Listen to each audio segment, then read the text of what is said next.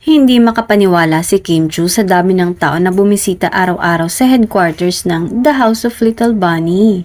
Sa kanyang Instagram story, ibinahagi ni Kim ang latest na ilalabas na mga designs bag na kanya mismong dinisenyo. Singa ng mga fans, sobrang sipag ni Kimi at walang kapaguran. After kasi sa 8 Showtime ay dumiretso ito sa Little Bunny House at busy para sa nalalapit na pag-out ng new design sa Chinese New Year.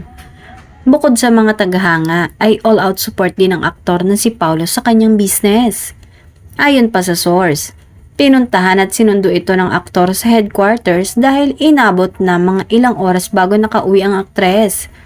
Spotted kasi si Paolo malapit sa office ni Kim. Bago nga ito ay nakita si Kim sa gym kasama ang kanyang mga kaibigan at ang rumored boyfriend na si Paolo Avellino sa parehong gym.